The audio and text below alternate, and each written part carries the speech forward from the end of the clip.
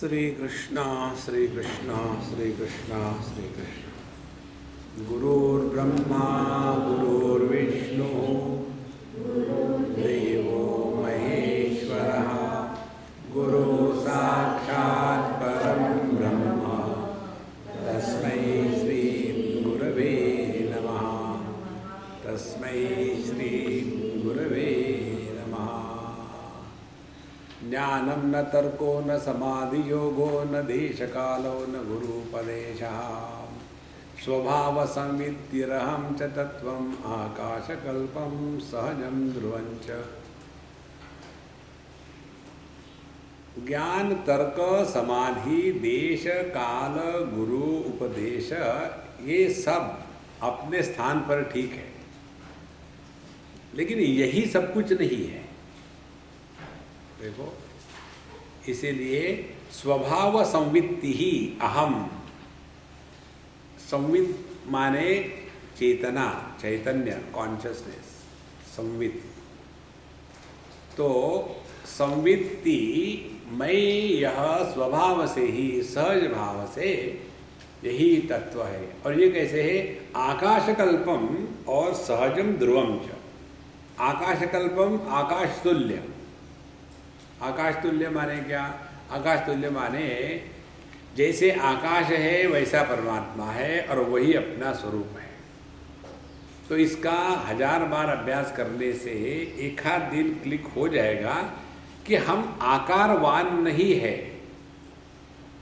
देखो, हम आकार को आधार देते हैं लेकिन हमारा आकार नहीं है, क्योंकि हम इस आकारों में फंसे हैं। यह संसार है। जहाँ आकारों से हट गए वहाँ संसार गायब। और इसीलिए यहाँ अनेक बार कहते हैं कि आकाशकल्पम और सहजम ध्रुवम च। सहज माने बिना किसी प्रयत्न के, सहज माने पैदाइशी, सहज माने बिना किसी कार्य कारण के, ध्रुवम माने निश्चित रूप से। ऐसे नहीं कि कभी कभी तो हमको लगता है कि हम ब्रह्म है और कभी कभी नहीं लगता। इसलिए अपने इस चेतन सत्ता को आकाशकल्प स्वीकार करके बस वही अपने को साधना करनी है। जहाँ टाइम मिला 10 मिनट 5 मिनट बैठ लिए और फिर यही कि आकाशकल्प हूँ।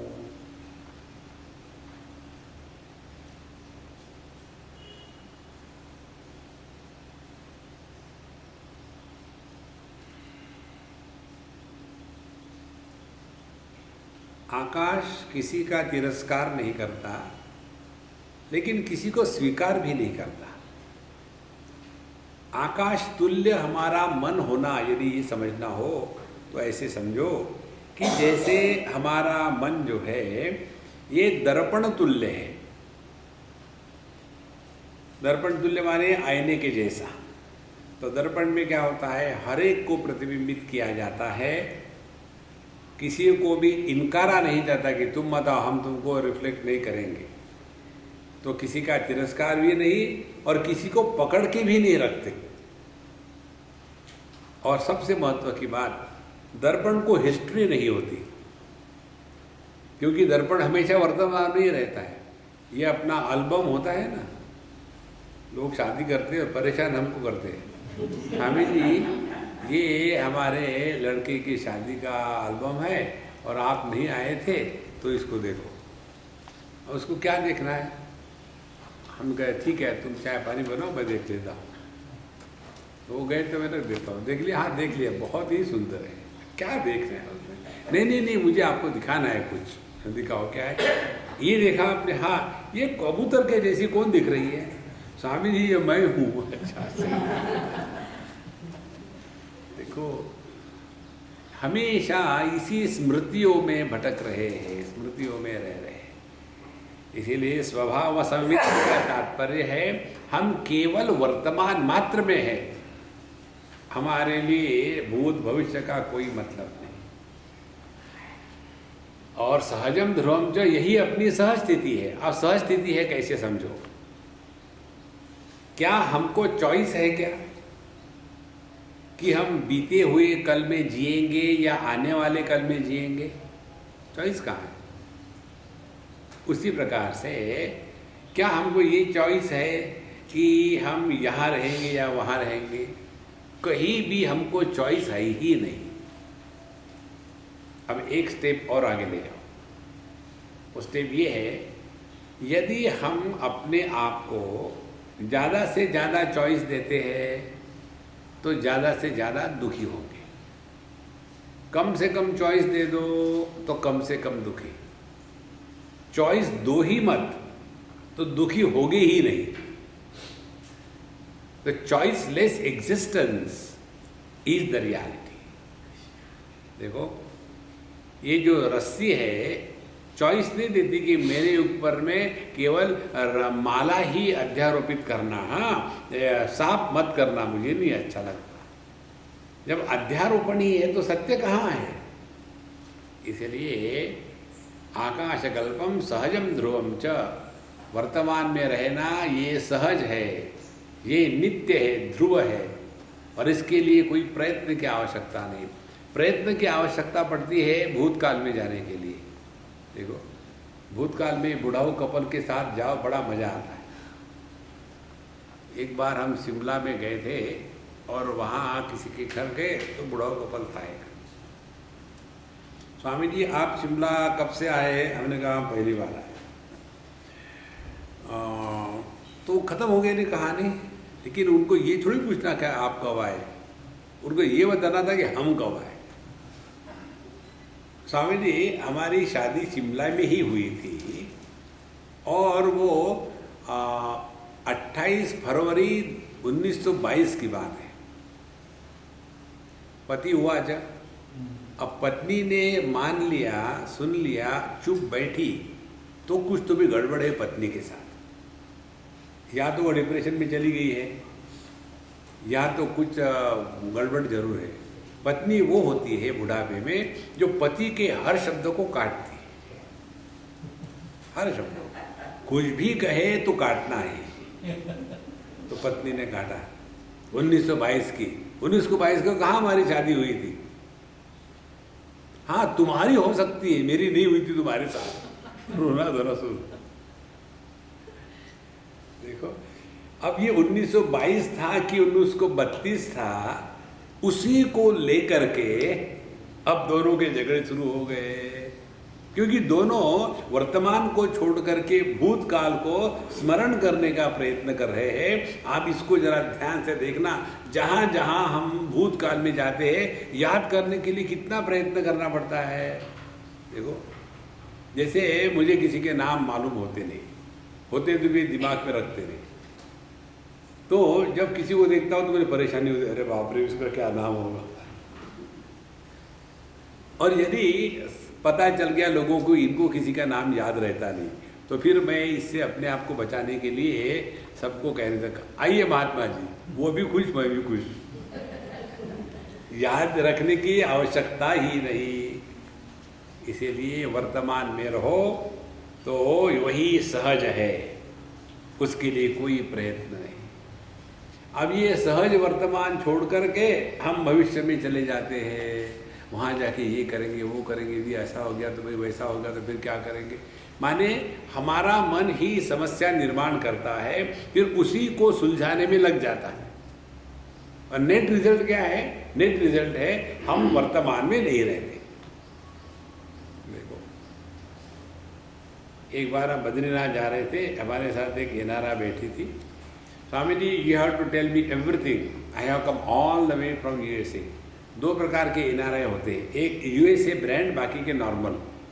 यूएसए के जो एनआरआई होते हैं ना, वो अपने आप को ज़्यादा शान समझते हैं। तो ऐसे एक एनआरआई आई, डॉक्टर नहीं थी। Swami ji you have to tell me everything, I have come all the way. ठीक है, but you have to sit with me. Sir okay, तुम्हारे गोद में बैठो? बोले नहीं, बगल में, यहाँ हम देखेंगे, हमको बताना। फिर उन्होंने शुरू कर दिया, ये पेड़ है, ये पत्थर है, ये आकाश है, ये अभी जो लगा ना ये वायु है। समझ जी आप मेरे मजाक उड़ा रहे हैं। हमने जरूरत क्या मजाक उड़ा लेंगे? तुमने कहा मुझे एक एक चीज बताना, तो मैं पंचमहाभूतों से शुरू कर रहा हूँ। और फिर जैसे जैसे गाड़ी ऊपर गई, नीचे खाई, और जब उसने देखा फिर Swami ji can I shift the seat, और फिर ध्यान उसका उधर जाता है। फिर कहते Swami ji suppose our bus goes over there, then, तो मैंने कुछ बोला नहीं, चुप रहा। फिर पूछा, फिर भी नहीं बोला। स्वामी जी मैं आपसे पूछ रही हूँ यदि बस वहां गई तो? हमने कहा उत्तर की आवश्यकता नहीं रहेगी। क्या आवश्यकता उत्तर देने की, पहले जाने तो दो। ऐसे जो होते हैं अपनी सहज स्थिति को छोड़ करके या तो पुरानी बातें याद करते रहेंगे या तो भविष्य की चिंता में फंसे रहेंगे। जो आर्कियोलॉजी डिपार्टमेंट में काम करने वाले होते हैं ना, उनका प्रेम जैसे जैसे बुढ़ापा आता है बढ़ता है, क्योंकि उनको जवान कुछ भी अच्छा नहीं लगता। ये जो महल है ना, भूत बंगला, इसमें शाहजहां बाथरूम गया था, वो उसी में बाथरूम में खुश है। अरे वर्तमान में रहो बाबा, वर्तमान में रहो। तो सहज स्थिति केवल वर्तमान में ही होती है। देखो, इस पर केवल गौर करना है। ये बातें आपको सीखने के लिए कोई परेशानी नहीं, केवल गौर करना है कि जब हम कुछ सुन रहे हैं तो सडनली याद आ जाती है। जैसे हमने बद्रीनाथ का उदाहरण दिया, तो आप में से कोई कहीं तीर मारने गए होंगे तो आपको याद आया, अच्छा हम भी गए थे बद्रीनाथ, उस समय वो जोशीमठ में बहुत झगड़े हो रहे थे, हम फंस गए थे उधर में, और इधर पे कहानी चल रही है, आप जोशीमठ में बैठे हो। इस प्रकार से अपना जो मन है वो हमको अपने से दूर ले जाता है। तो आकाशकल्पम सहजम ध्रुवम च, इस प्रकार से अपने स्वरूप में नित्य निरंतर रहना। देखो, एकदम आपको इतना हल्कापन महसूस होगा, लाइट रहोगे। और जब आप हल्के फुल्के रहोगे ना, तो आपको एक बात समझ में आएगी, क्या? भगवान ने ये दुनिया टाइम पास करने के लिए बनाई है, और जब टाइम पास करना हो ना तो हम लोग जोक्स भेजते एक दूसरे को, SMS करते। जोक किस लिए भेजते हैं? उससे निकलता थोड़ी है कुछ, टाइम पास करने के लिए बढ़िया टाइम पास हो जाता है। एक सरदार, बड़ी पार्टी थी, उस पार्टी में एक लड़की बड़ी सुंदर सी किसी कुर्सी पर बैठी हुई थी। गया वहाँ, हाँ तुसी डांस करोगी? खड़ी हो गई, हाँ जी। अच्छा तो मैं कुर्सी ले लूँ?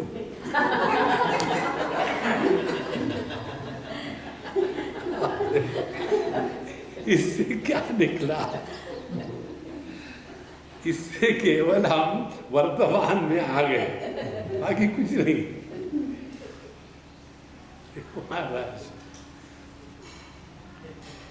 जब जब आप दुखी हो तब तक आप सहज नहीं हो। सहज रहना है माने हमेशा सहजता से प्रसन्न रहना है, कहीं कंप्लेन नहीं। जो है ठीक है, क्या फर्क पड़ता है। देखो, ये मंत्र एक सज्जन ने लिया, और वो मंत्र लेने के बाद उसकी पत्नी मेरे से झगड़ा करने लग गई, आपने मेरे इनको बिगाड़ के रखा है। हमने कहा ये एक थोड़ी है, कई है ऐसे बिगड़े हुए। तो उन्होंने कहा कि इनको तो कुछ होता ही नहीं आजकल। क्या होता नहीं आजकल? फिर बताया, मैंने इनको बताया था कि हमको शाम को मैरिज में जाना है 6 बजे, जल्दी आना, टेनिस खेल के वैसे खेलते रहोगे। ये आए वापस 6 बजे वापस आए। अब शादी को जाना है तो जल्दी आकर तैयार होना चाहिए ना। मैं सुबह से तैयार होकर बैठी हूँ। लेडीज़ का तैयार होना माने एक महाभारत का युद्ध होता है। तो बेचारी तैयार होकर बैठी, और ये आए, और मैं गुस्सा बोले चलो शादी में जाना है ना। मैंने, ऐसे जाओगे? टेनिस की हाथ रैकेट और हाफ पैंट दादा अकाउंट के बंद करके। तो उन्होंने कहा क्या फर्क पड़ता है, और मुझे इतना गुस्सा आया तो मैंने उनके कार को जोर से लात मारी और वहाँ डेंट पड़ा। ये कोई ठीक बात है? बिल्कुल ठीक बात है, कार को लात नहीं मारनी। बोले नहीं नहीं, शादी को जाने के लिए कोई टेनिस के ड्रेस में जाता है और इनको कुछ होता ही नहीं। बोले चलो चल पड़ते हैं, कुछ क्या फर्क पड़ता है। बोले ये क्या फर्क पड़ता है, ये सबसे महाभयानक वाक्य है, लेकिन साधक के लिए यही श्रेष्ठ है। जैसे हमको लोग कहते हैं कि महाराज जी आप इतने लेक्चर देते हो, लोग बदलते नहीं, क्या फर्क पड़ता है, हमारा तो टाइम पास हो गया है ना। इसीलिए सहजम ध्रुवम च, अपने इस सहज स्थिति में रहना, माने देश काल वस्तु व्यक्ति परिस्थिति इन सब से हटे तो सहज ही है। न जातो हम न मृतो वापि न मे कर्म शुभाशुभम विशुद्धम निर्गुणम ब्रह्म बंधो मुक्ति कथम मम। न जातो हम न मृतो वापि, ना तो हम पैदा हुए हैं ना तो हम कभी मरे हैं। अब इस पर भी चिंतन करो। देखो किसी को भी अपने जन्म का अनुभव नहीं और मरने का भी अनुभव नहीं। बचपन में हमने कभी कभी अग्नि को हाथ लगाया तो हाथ जल गया, तो अग्नि को हाथ लगाने से जलता है ये हमको अनुभव हो गया। इसीलिए आगे यदि कोई गर्म वस्तु आई, अग्नि आया, तो हम कहते नहीं नहीं नहीं हमको डर लगता है, हाथ जल जाएगा। क्यों डर लगता है? क्योंकि पहले आपको हाथ जलने का अनुभव था। अब मृत्यु का डर क्यों लगता है? किसी को मृत्यु का अनुभव हुआ क्या? तो क्यों डर लगता है मृत्यु का? इस पर चिंतन करें। इसलिए डर लगता है कि अन्य देह को मरते हुए हम देखते हैं और हमने अपने को देह मान के रखा है, इसीलिए डर लगता है। इसीलिए एक हम आपको बात बताते, एक हमारे मित्र थे गुजराती, उनको काका कहते हैं, बम्बई की बात है। बूढ़ा थे 80 साल के, हमको ले गए, स्वामी जी हमारे एक मित्र का देहांत हो गया, हम जा रहे, आप चलिए हमारे साथ। चलो हम गए तो वो उनके मित्र की बॉडी पड़ी हुई थी वहाँ, हम जाके बैठे। बोले स्वामी जी कुछ गीता की बात सुनाओ। हमने कहा वो सुनेगा नहीं।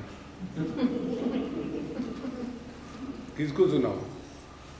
तुम सुनना नहीं चाहते, वो सुनेगा नहीं। चुप बैठो, मुंह फुला करके, बस 5 मिनट मुंह फुला के बैठे। निकले बाहर तो गाड़ी चला रहे थे वो और हम साथ में बैठे थे। तो हमको कहते स्वामी जी अब लगता है हमारा नंबर आने वाला है। हमने कहा पहले गाड़ी अगल करो फिर मरो। फिर हमने उनको कहा आपने मुझे कहा था काका कि देखो स्वामी जी जब आप पैदा नहीं हुए थे तब से मैं वेदांत पढ़ रहा हूँ। कहा था ना? हाँ कहा था। यही पढ़ा वेदांत में। किसी के भी मृत्यु को देख करके अपने मृत्यु की कल्पना जिसके अंतःकरण में प्रकट होती है, उसने वेदांत के नाम पर केवल अपने आप को महामूर्ख शिरोमणि बनाया है। मृत्यु की कल्पना तक नहीं आनी चाहिए।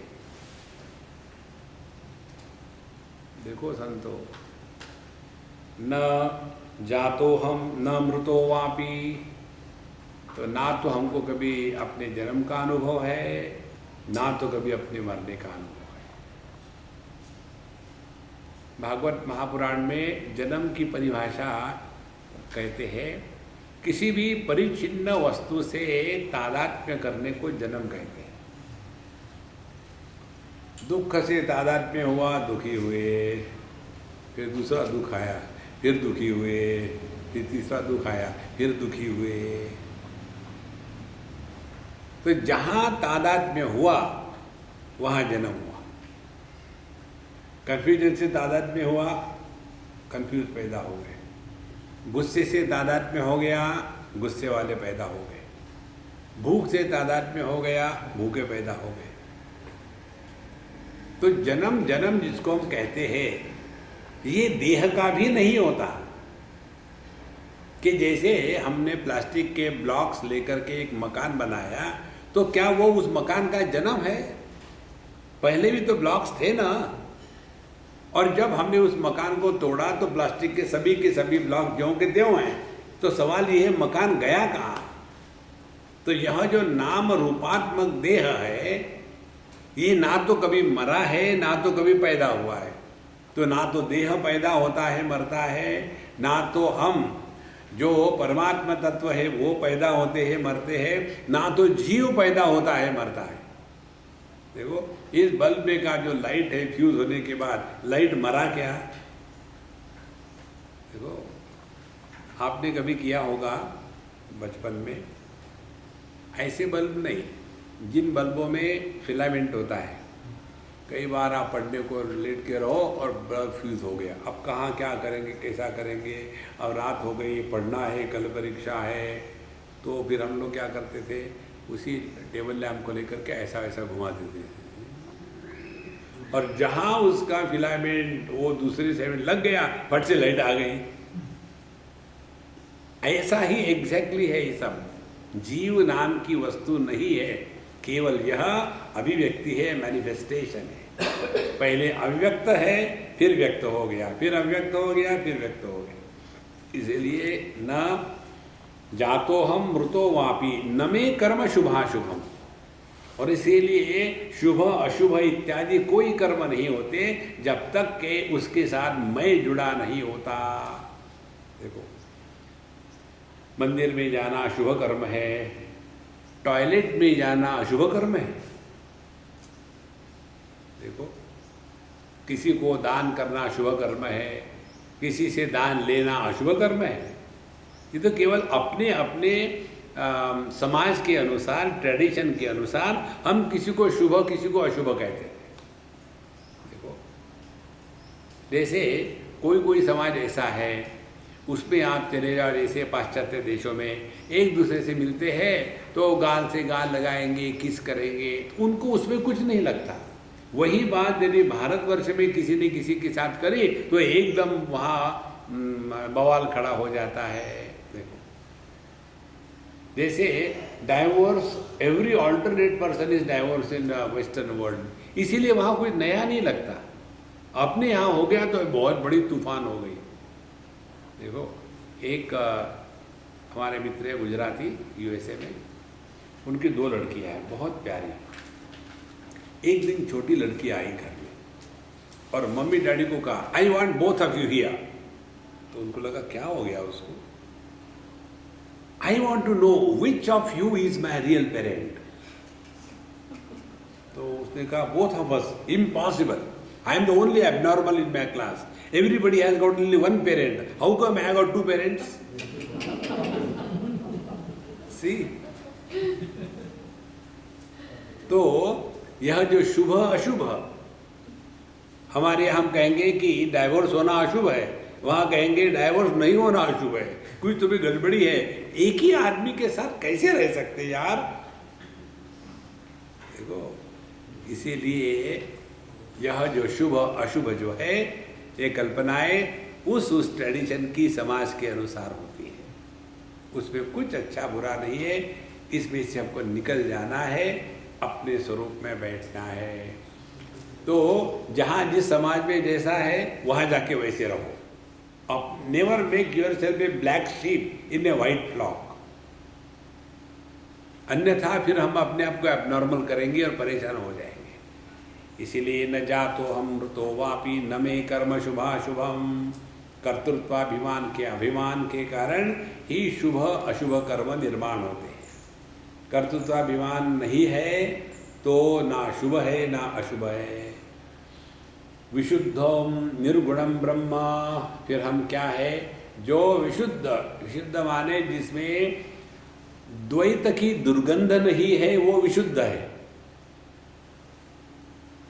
द्वितीयात् वही भयम भवति, अन्य के प्रतीति को सत्य मानने से कामना निर्माण होती है, क्रोध निर्माण होता है और भय निर्माण होता है। जिस अंतःकरण में काम क्रोध भय लोभ इत्यादि का संचार है, वह व्यक्ति नरक के लिए बुक हो गया है। भगवद गीता में कहते हैं भगवान, त्रिविधम नरकस्येदम द्वारम नाशनमात्मनः काम क्रोधस्तथा लोभः तस्मात् एतत्त्रयम् त्यजेत। तो हमारा पूरा जीवन क्या है? हमारा पूरा जीवन एक ही है कि कामनाओं को पूरा करना, बाकी कुछ नहीं और कुछ नहीं। तो यह जो तत्व है, इसको पकड़ने के लिए विशुद्धम निर्गुणम ब्रह्म, 3 शब्द है। शुद्ध माने द्वैत का अभाव, निर्गुणम माने अपने में भी कोई गुण नहीं, हम लोगों के जैसे नहीं, हम तो अद्वैत है। अद्वैत यह शब्द है। देखो यहाँ कहा था ना, केचित द्वैतम इच्छन्ति केचित इच्छन्ति अद्वैतम, दोनों को भी पता नहीं है, वो केवल शब्दों में ही फंसे हैं। इसी निर्गुणम, किसी भी प्रकार के गुण सत्व रजस तमस अच्छा बुरा जिसपे नहीं है। और ब्रह्म का तात्पर्य ये नहीं कि मैं तो ब्रह्म हूँ लेकिन पब्लिक नहीं समझती, क्या करे। एक कोई सज्जन है, मुझे 1-2 बार ईमेल भी लिखी, फ़ोन भी किया, पता नहीं कहाँ के। कहते स्वामी जी आपके जैसा मैं भी ब्राह्मण हो गया हूँ, अब मुझे एक ही समस्या है, मुझे आप कुछ नुक्ते बता सकते हो क्या कि जिसके द्वारा मैं भी आपके जैसा टीवी पर आकर के लोगों का उद्धार कर सकूं। अब ऐसे जब आपको ईमेल आते हैं, आप कैसे दुखी होंगे?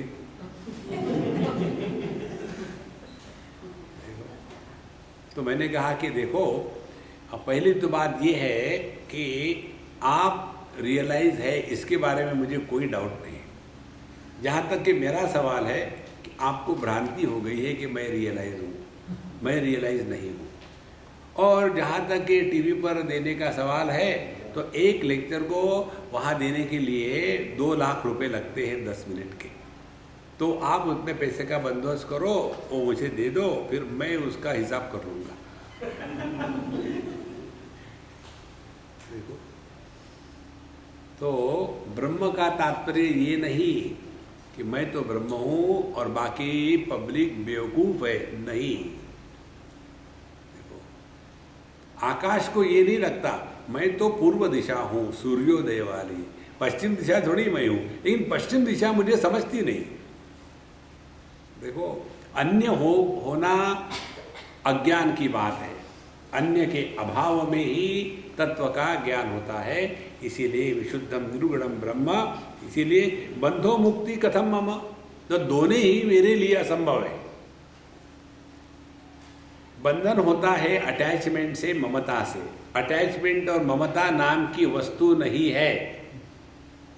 कोई भी किसी को अटैच दुनिया में नहीं है, कोई भी किसी के साथ आसक्त नहीं है। ये तो केवल कहने के लिए शब्द मात्र है, कहना भी पड़ता है, कहना चाहिए भी कि Honey without you I cannot live, but when you go away I am happy.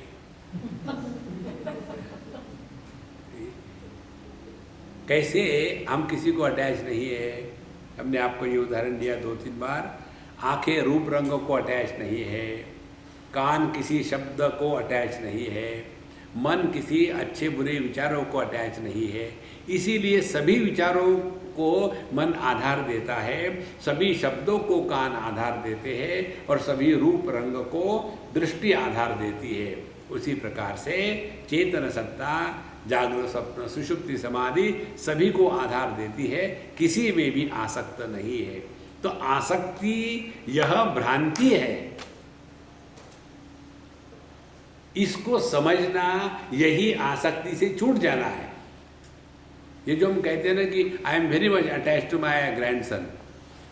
एक बात बताऊँ आपको, एक सज्जन है, हो गए 65 साल के, वो अपने ग्रैंडसन को बहुत अटैच।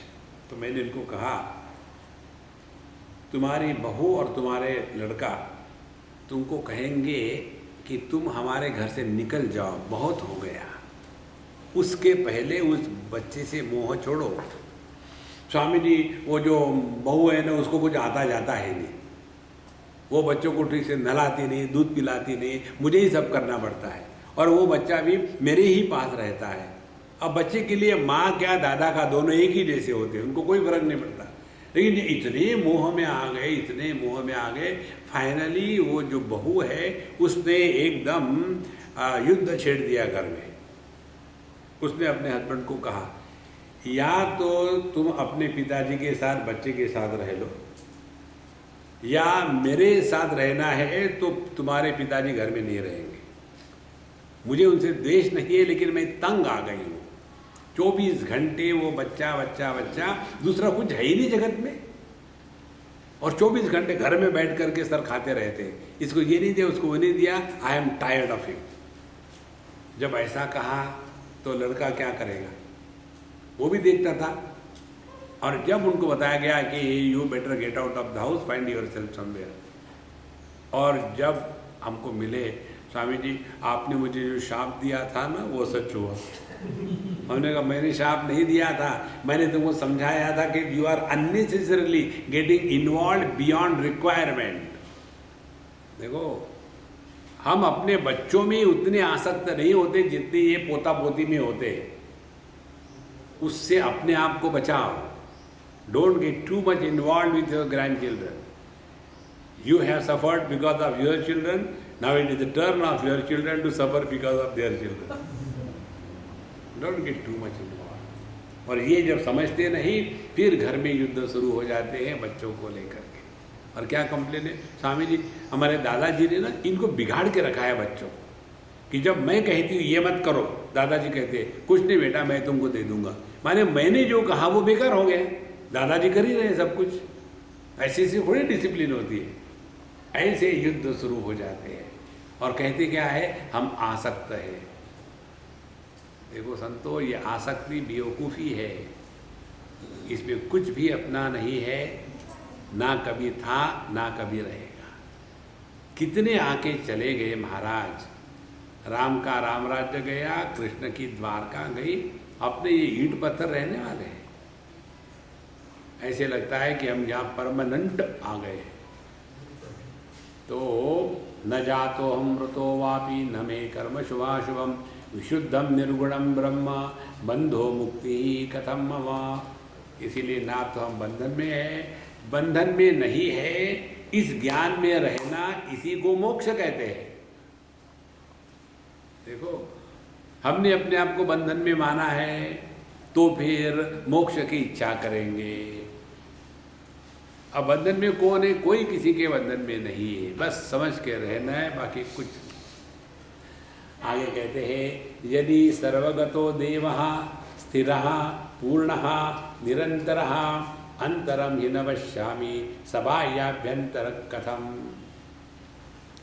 यदि परमात्मा सर्वगतः सब स्थान देश काल वस्तु में है और स्थिर, इसमें कोई भी परिवर्तन नहीं आता, जैसे आकाश में एक भी परिवर्तन नहीं आता। तो आकाश में आदि और मध्य अंत नहीं है, उसमें किसी प्रकार का परिवर्तन नहीं आता, और वो सभी परिवर्तनों का आधार है। उसी प्रकार से यदि सर्वगतो देवः, यह जो चेतन सत्ता है यह स्थिर है और पूर्ण है, आकाश तुल्य, अपने आप में कंप्लीट है, माने उसमें कोई एडिशन सब्सट्रैक्शन संभव नहीं है, और निरंतर, और उसमें अन्य की संभावना नहीं है। यदि ऐसा है तो मैं अंदर और बाहर इस भ्रांति को त्याग देता हूँ, न पश्चात। अब देखो, संसार शुरू हो जाता है इस भ्रांति से। समझो मैंने इसको समझो एक चाटा लगाया उदाहरण के लिए, मुझे क्यों मारा? क्योंकि मैं अंदर हूँ, वो बाहर है। जहाँ अंदर बाहर है वहाँ संसार है। सो गए, सोने के बाद मेरी टांग किसी के मुंह पर पड़ी है, वो भी सोए हम भी सोए, हमारी टांग किसी के मुंह पर पड़ी, और किसी का हाथ हमारे जेब में गया, तो कुछ पता चलता है वहां कौन किसका है? तो ये जो अंदर बाहर है यही संसार है। यदि ये सिद्धांत पकड़ लो आप, मेडिटेशन के लिए बैठो और कहो, जब बैठ रहा था ना तो अंदर गरम गरम हवा जा रही थी, इंडाइजेशन होगा, इसीलिए गरम गरम हवा ऊपर जा रही थी, नीचे जानी चाहिए। ये सब अंदर बाहर जहां जहां है वो संसार है। जिस दिन आप इस सिद्धांतों को स्वीकार करोगे ना, तो ये जो अनेक प्रकार की बातें बताते हैं कि एस्ट्रल बॉडी से यहाँ गए वहाँ गए, फिर वहाँ से घूम करके वापस आ गए, ये सब मानसिक विकृतियाँ हैं, इससे हमको कुछ लेना देना नहीं है। ये तो फिर वही पुनरपि जननम पुनरपि मरणम, उसी में फंसे रहोगे। अत्र ब्रह्म समश्नुते, जन्म मरण के चक्कर से अपने को हमेशा के लिए मुक्त करना है। इसी को लेकर के ही सब शास्त्रों का निचोड़ वेदांत कहा गया है। नहीं तो शुचि नाम श्रीमताम गेहे योग भ्रष्टोपि जायते अथवा योगिनामेव कुले भवति धीमताम एतद् हि दुर्लभतरम जन्म यदि दृशम। जिन्होंने योग किया है, योग पूरा नहीं हुआ, इसीलिए मर गए, मरने के बाद फिर अगले जन्म में अच्छे घरों में पैदा होते हैं और फिर अच्छे साधु संतों के घरों में पैदा होते हैं और वहाँ फिर साधना जारी रखते हैं। ये सिद्धांत तो उन्हीं को स्वीकृत है जो अपने कार्य कारण में फंसे हैं। उसलिए कार्य कारण में ना फंसो तो आपके मन में एक भी प्रश्न नहीं आएगा। देखो, जैसे हम इतने पेड़ पौधे देखते हैं, एक पेड़ जो है वो टॉयलेट के पास उग रहा है, दूसरा पेड़ जो है मंदिर के पास उग रहा है। कभी हमने इस बारे में विचार किया है ये पेड़ यहाँ क्यों उग रहा है, वो वहाँ क्यों उग रहा है? इसी प्रकार से कौन कहाँ पैदा हुआ, कितने दिन रहेगा, क्या जाएगा नहीं जाएगा, इससे कोई कार्य कारण नहीं है। देखो, जैसे समुद्र की लहरें आती जाती है, इसी प्रकार से सस्यमिव मर्त्यः पच्यते सस्यमिवा जायते पुनः। कठोपनिषद में नचिकेत कहते हैं कि जैसे घास के जैसे हम उगते हैं और घास के जैसे मिट जाते हैं, उसी को पकड़ के बैठे हैं। पिछला जन्म, ये जन्म, अगला जन्म, पाप पुण्य, धर्म अधर्म। इसलिए यदि सर्वगतो देवः स्थिरः पूर्णः निरंतरः पश्यामि, यदि मैंने अपने को इस रूप से पहचान लिया है तो अंदर बाहर का चक्कर आया कहाँ? देखो, सपना हम अपने अंदर में देखते हैं कि बाहर देखते हैं, इस पर चिंतन करो। और एक आपको बात सुनाते हैं, ट्राई करो। आप सभी हमको देख रहे हैं, सुन रहे हैं कि तो नहीं कह सकता मैं, देख रहे हैं, आप सभी हमको देख रहे हैं। अब ये बताओ, हमारा दर्शन आपको कहाँ हो रहा है? जहाँ हम हैं वहाँ हो रहा है कि आपके अंदर हो रहा है? कभी चिंतन किया इस पर? बताओ, दर्शन तो हो रहा है ना, कहाँ हो रहा है? बाहर के अंदर? बाहर भी गलत, अंदर भी गलत। कारण मालूम है क्या है? आपको हमारा दर्शन हो ही नहीं रहा है, आपको दर्शन हो रहा है हमारे प्रतिबिंब का। लो, हमने जाकर के स्वामी जी के दर्शन ले लिए, प्रतिबिंब।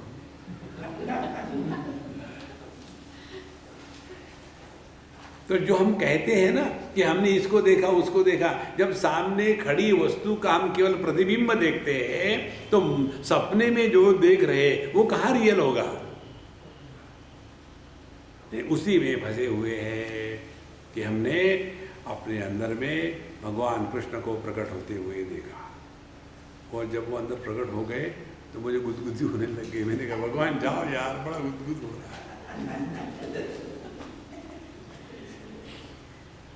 तो ये अंदर बाहर के चक्कर को मिटा डालो। देखो, और ये चक्कर निर्माण कैसे हुआ है? देह के कारण। देह का तादाद में छुटा गहरी नींद में, फिर हम ना अंदर है ना बाहर है, फिर हम है। अंदर बाहर का चक्कर नहीं है, हम है। फिर अंदर बाहर देह के, घर के, देश के, काल के, वस्तु के, किसी के भी अंदर बाहर का चक्कर हमेशा के लिए खत्म हो जाता है। जहाँ अंदर बाहर का चक्कर खत्म हो गया वहाँ संसार गायब हो गया। देखो कैसे संसार गायब हो गया। ये प्रश्न मुझे एक बच्चे ने पूछा था, बहुत ही सुंदर प्रश्न बच्चे ने पूछा था। हम लोग खाना खाने के लिए बैठे, नॉर्थ की बात है, एक 8 साल का बच्चा होगा, पति पत्नी बच्चा, तीनों हमको ले जाते सत्संग में। एक दिन हम सत्संग से आए, नाश्ते के लिए बैठे घर में, तो ये बच्चा ऐसा बैठा रहा। हमने कहा महात्मा जी खाओ ना। बोले स्वामी जी एक प्रश्न है। हमने कहा तुम्हारा दोष नहीं, ये मेरी उपस्थिति ऐसी है, आई एम क्वेश्चनेबल, देयरफॉर जो भी मुझे देखता है उसको प्रश्न याद आते हैं, वैसे नॉर्मल रहते। नहीं, मुझे ये प्रश्न ये है, क्या प्रश्न है, ये जो पराठा है जब प्लेट में है तो इसको लेकर के मेरे मन में विचार आते हैं, खाओ या ना खाओ, अच्छा है बुरा है, अचार लगाओ या बटर ले लूँ या दही ले लूँ या ना ले लूँ, इतने सारे विचार आते हैं। यही पराठा प्लेट में से निकला और पेट में गया तो उस पराठे के विचार नहीं आते मन में। कितनी सूक्ष्म बात है देखो। तो ऐसा क्यों होता है? हमने कहा देखो, जिसको हम मैं की परिभाषा में स्वीकार कर लेते हैं वो हमसे अन्य नहीं रहता। अन्य नहीं रहता इसीलिए विचार नहीं आते, विचार हमेशा अन्य के आते हैं। जैसे आंखें हमेशा अन्य को देख सकती है, इसी प्रकार से विचार हमेशा अन्य के आते हैं। जहाँ मन ने मानसम तो किम मार्गणे कृते, जहाँ मन ने अपने आप को पहचानने का प्रयत्न किया उसी क्षण मन गायब, तो विचार कहाँ से आएंगे? इसीलिए अंदर बाहर जब तक है तभी तक विचार है, तभी तक संसार है, तभी तक बंध मोक्ष है। तो यदि सर्वगतो देवः स्थिरः पूर्णो निरंतरः अंतरम ही न पश्यामि सबाह्याभ्यंतरम कथम।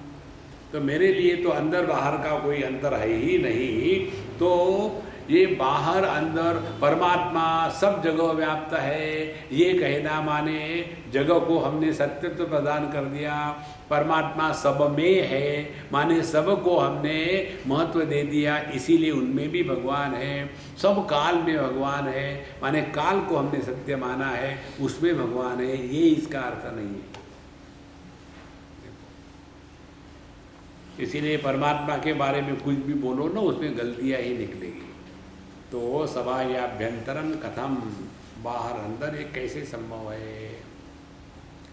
स्फुरत्येव जगत कृष्णम अखंडित निरंतरम अहो माया महामोह द्वैताद्वैत विकल्पना।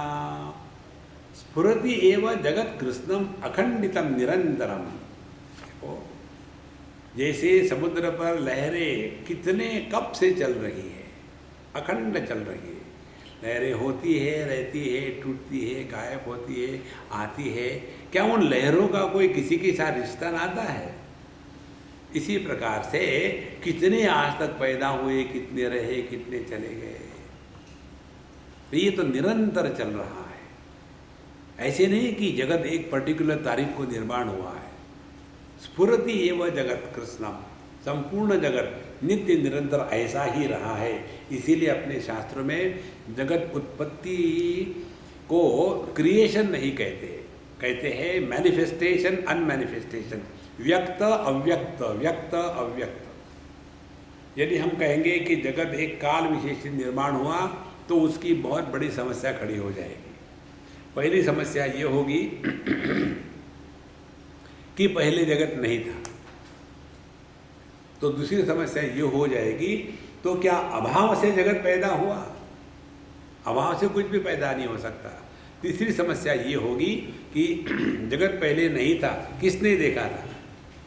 चौथी समस्या ये होगी पहले और बाद में काल में तभी आ सकता है जब काल को हम एक सीधी लाइन मानेंगे तब।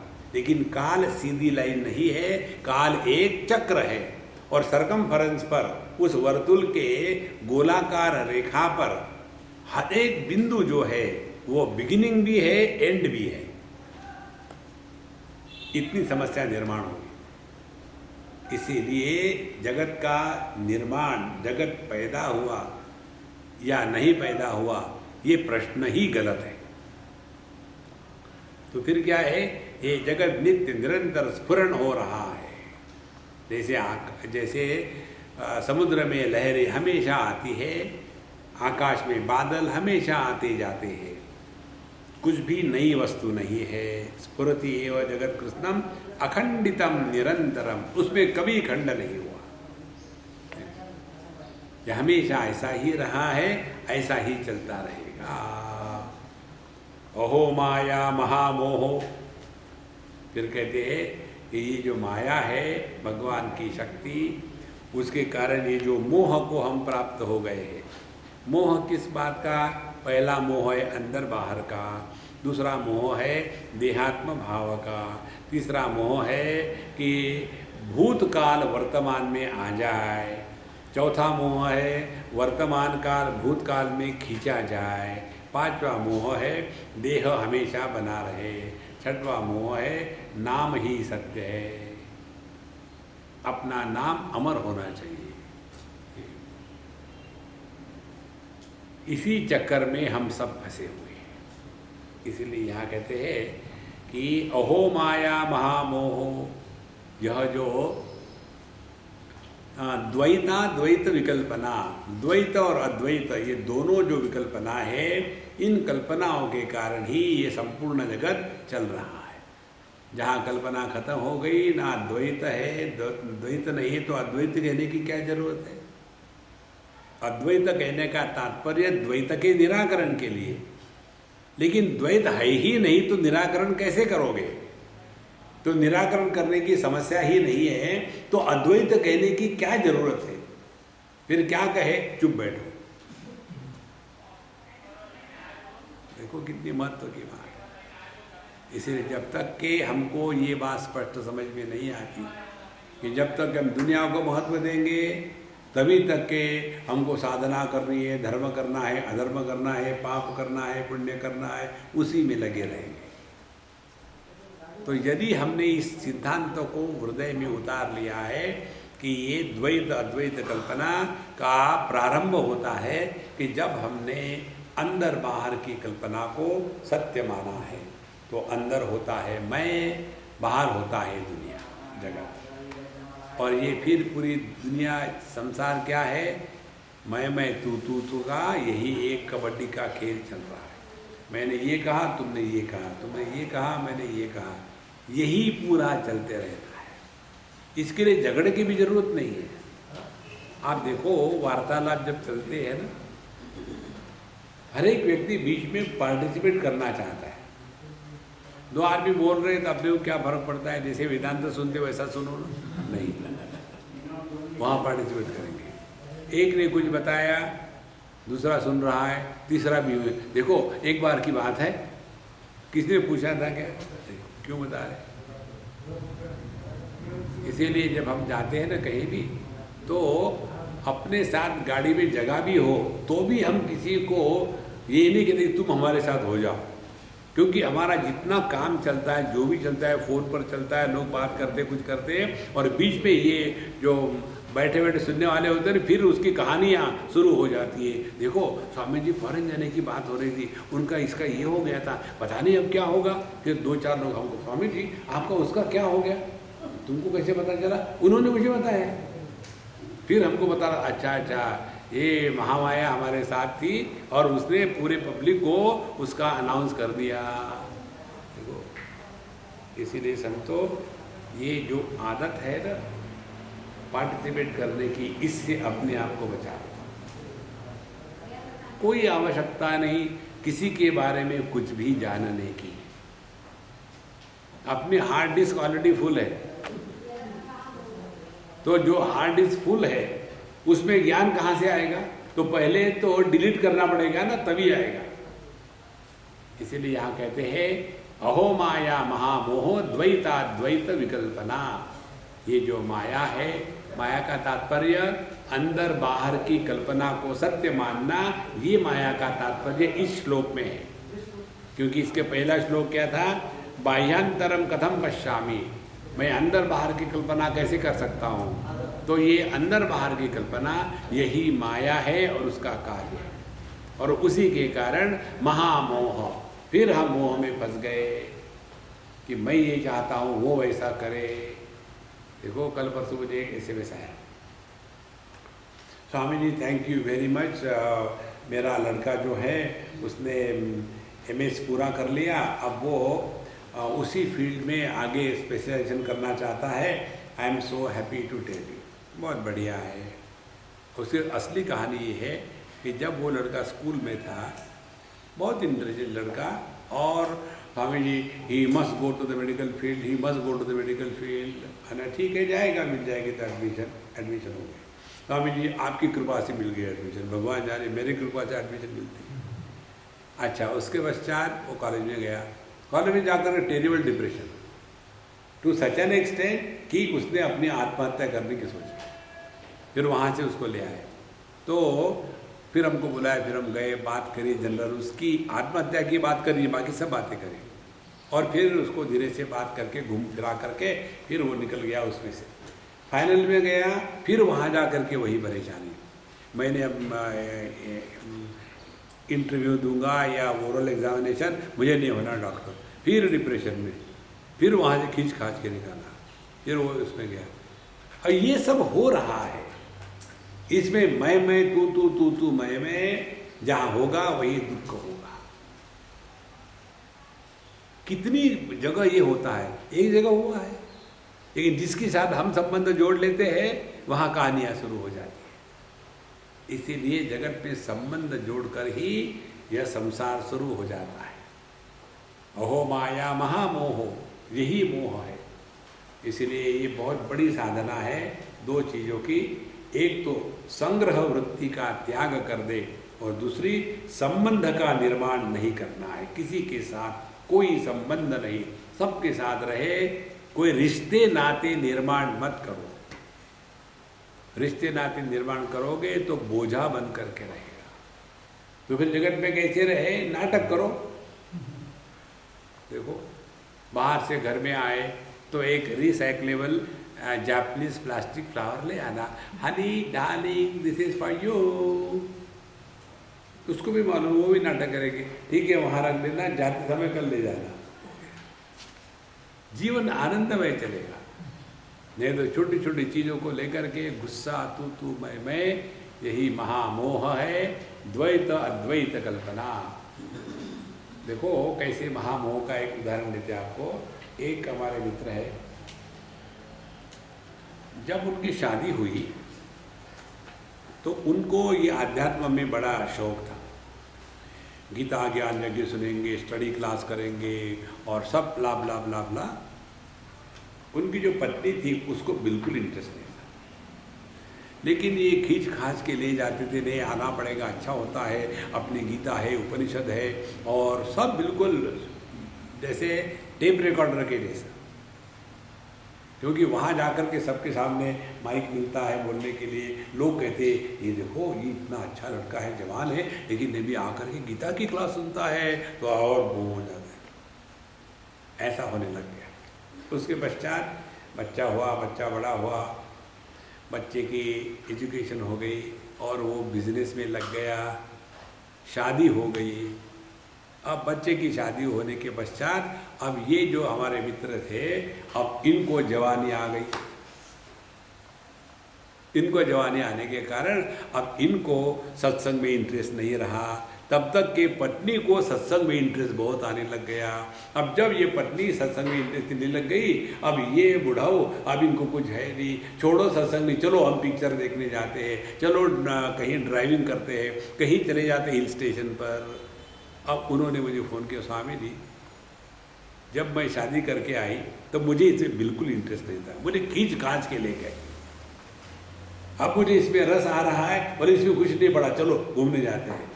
अब हमारे घर में पहले झगड़ा होते थे इसी के कारण, अभी भी इसी के कारण झगड़ा होता है। यही है महामोह और कुछ नहीं है। किसी पर भी अपने विचार लादने का कभी प्रयत्न नहीं करना चाहिए। जो जैसा है वैसा है। यदि अपनी उसकी केमिस्ट्री नहीं मिलती है तो कोई प्रयत्न नहीं करना चाहिए, अपने आप को उससे बचाओ बस। देखो, हमको एक ने पूछा, स्वामी जी आप उसको बताते क्यों नहीं? हमने कहा देखो, जितना बताना था बता करके खत्म हो गया है। अब एक ही उपाय है, सिलेक्ट शिफ्ट डिलीट। हमने पूरे दुनिया को सुधारने का ठेका नहीं लिया है। जो व्यक्ति स्वयं को बदलना नहीं चाहता उसको भगवान भी नहीं बदल सकते। इसीलिए अहो माया महामोहो द्वैताद्वैत विकल्पना। और ये द्वैताद्वैत की कल्पना में जाने के बाद फिर आदमी आर्ग्यूमेंट करने लग जाता है, झगड़ा करने लग जाता है। तुमसे ज़्यादा मुझे आता है, तुमको क्या मालूम है, मैं इतने साल से कंडक्ट कर रहा हूँ क्लासेस, तुम मुझे सिखाते हो। देखो, ये स्टडी ग्रुप में आप कितने कहीं भी चले जाओ, उस पर जिसकी जीवा की लंबाई ज़्यादा होती है वो ज़्यादा आर्गुमेंट करते रहते हैं, बाकी के बेचारे टाइम पास के लिए आ जाते हैं। सर तू जो कहते ठीक है, चाय है ना बाद में, और समोसे समोसे, चटनी मत भूलना। हाँ, क्या हो रहा है, पंचदशी। देखो, इस चक्कर से अपने आप को बचाओ। एक बार कहीं एक 5-6 लोग हमको मिले, बम्बई की बात से, और कहने लगे स्वामी जी हमको आपका वो अमृतानुभव सुना था हमने, बड़ा आनंद आया, तो हम उसको स्टडी ग्रुप में लेना चाहते हैं, तो क्या करें? हमने कहा लो और दुखी हो जाओ। बोले नहीं नहीं, दुखी नहीं होना चाहते। फिर हमने कहा तुम कैसे करोगे पढ़ाई, मुझे बताओ। बोले हम सब लोग घर से पढ़ के आएंगे और उसके बाद हर बार एक एक टर्न होगी, इस समय तू सिखाएगा, उस समय तू सिखाएगा। हमने कहा फिर सत्यानाश गारंटीड है, फिर आपको मृतानुभव मिलेगा, अमृतानुभव नहीं मिलेगा। क्या करें? हमने कहा देखो, बिल्कुल तैयार होके मत आना, खाली आना, और वो सीडी है या डीवीडी है वो लगाना। लगाने के बाद जैसे सत्संग सुनते हैं वैसे एकाग्र होकर के सुनना, बाकी कुछ नहीं। आधे घंटा सुनना, आधा घंटा सुनो। वो सुनने के पश्चात फिर स्विच ऑफ कर दिया, बैठे, और फिर हर एक में ये बताना कि मुझे इस सत्संग से ये बात बहुत जची और इसको मैं इस प्रकार से अपने जीवन में लाने का प्रयत्न करूँगा। फिर दूसरा व्यक्ति दूसरी बात बताए, ऐसे नहीं डिटो डिटो डिटो डिटो, हाँ, हर एक ने नई बात बतानी है। तो एक ही सत्संग 10 आदमी सुनेंगे, उसमें से 10 यदि निचोड़ के निकल आ जाए तब उसको कहते हैं चिंतन। नहीं तो मैंने ये कहा, तुमने ये कहा, ये आर्ग्यूमेंट हो जाती है, और फिर उसी में द्वैत क्या है अद्वैत क्या है उसी में फंसे रहते हैं। जैसे हमने आपको बताया ना, मुझे एक SMS आया, kindly send an article on duality and non duality as soon as possible on this email. Do you think I am going to reply that? देखो, इसलिए यह जो है ना, अहो माया महामोहो द्वैताद्वैत विकल्पना, जहाँ आर्ग्यूमेंट लॉजिक चलती है ना, वहाँ कभी मत जाना। हमारे नारद भक्ति सूत्र में आता है, वादो न अवलंब्य, कभी भी वाद विवाद का सहारा नहीं लेना चाहिए। The best way to disagree with anybody is to agree immediately. बिना सुन के ही हाँ कह दो। जहां आपने देखा अगला व्यक्ति आर्ग्यूमेंटेटिव है, जैसे कोई लोग है तो वो लोग जब हमसे बात करते हैं, हम बात करते ही नहीं, हाँ कह के निकल जाते। किसके लिए हाँ कहा ये भी हमको मालूम नहीं, क्योंकि अनावश्यक है। और इतना नॉन स्टॉप राम राम राम। नारद भक्ति सूत्र में कहते हैं, यदि आप किसी से आर्ग्यूमेंट करो तो क्या होगा, या तो आप जीतोगे आर्ग्यूमेंट या तो हारोगे। आपने आर्ग्यूमेंट यदि खो दी, हार गए, तो आप हार गए। यदि आपने आर्ग्यूमेंट जीती तो एक दोस्त खो दिया आपने। तो आर्ग्यूमेंट खोना अच्छा है कि एक दोस्त को खोना अच्छा है? महत्व किसका है? लॉजिक का है कि मनुष्य का है? देखो, इस दुनिया में मनुष्य मूल्यवान है, बाकी सब चीजें ठीक है अपनी जगह पे। लेकिन ये बात समझ में आती नहीं, और फिर हम इसी द्वैत कल्पना को लेकर के झगड़े में पड़े रहते हैं। साकारं च निराकारं नेति नेति सर्वदा भेदा भेद विनिर्मुक्तः वर्तते केवल शिवः। तो यह परमात्मा की जो स्थिति है इस मंत्र में बताई, हम अगले सत्र में लेंगे। ओम पूर्णमदः पूर्णमिदं पूर्णात् पूर्णमुदच्यते पूर्णस्य पूर्णमादाय पूर्णमेवावशिष्यते। ओम शांति शांति शांति। हरि ओम। श्री गुरुभ्यो नमः। हरि ओम।